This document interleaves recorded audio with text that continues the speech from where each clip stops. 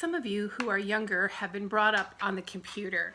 Those bits of technological wonder have been around since you were a baby and you have always known the web.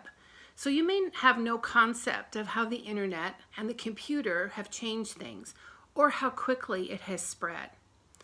In 1968, the Advanced Research Projects Agency commissioned the building of their own net, and by 1971, there were only 23 computers on it.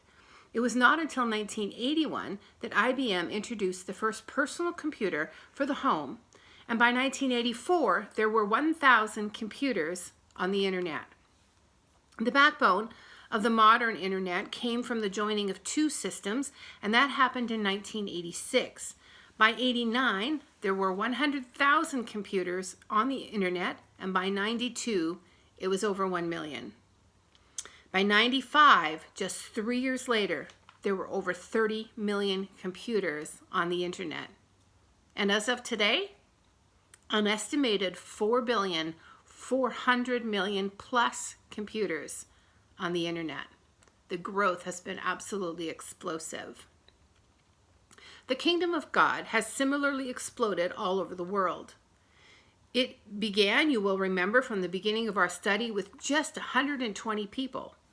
But it has exploded at a rapid rate everywhere the gospel has been shared. It's like a robust virus, spreading infectiously from person to person, although not bringing death in its wake, but life. In these final 2 chapters of Acts, Paul is on a long and difficult journey to Rome.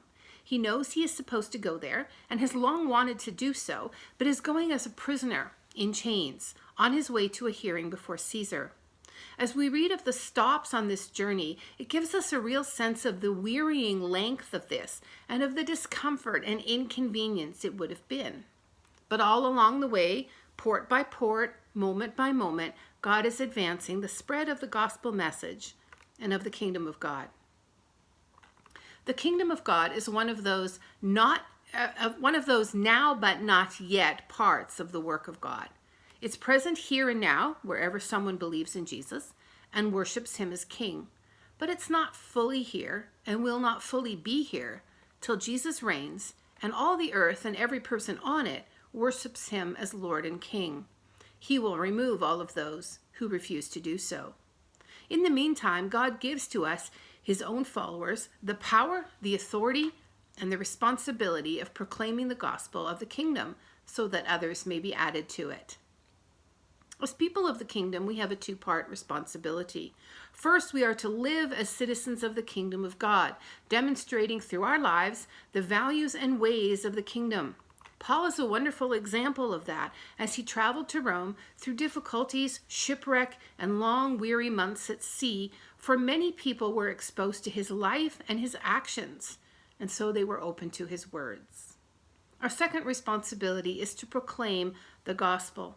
Our lives, our love, integrity, hope, and compassion, they give us an opening, but then the gospel must be proclaimed. And Paul did that too, boldly sharing of his hope in Jesus at every opportunity.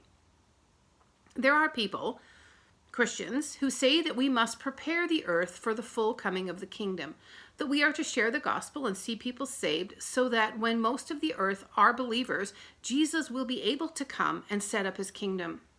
Although it is true we are to share the gospel, Jesus does not need us to make the earth ready for him. He can come and he will come when the set time arrives, no matter how many people on the earth believe.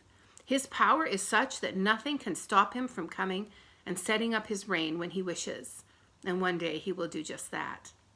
While we wait for that day, there is kingdom work to do.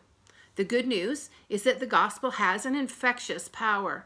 Once lived in a visible way in the lives of the believers and shared with others, it has the explosive power to infect and to spread and to bring life and to change lives and families and entire cultures. It is more useful and more effective and more influential than the internet, and it is more infectious than the most robust virus. And it brings life and hope with it wherever it spreads. What glimpses have you had this year of God's kingdom rule in your life? How are you, or how can you, contribute to the spread of the kingdom by your life and your witness? Who in your sphere of influence needs the life-giving gospel of the kingdom? How has God used this study to call you further into kingdom work? As a citizen of the kingdom, how are you fulfilling your kingdom work? With the help of the Spirit and through the life-giving gospel, you can help to change the world.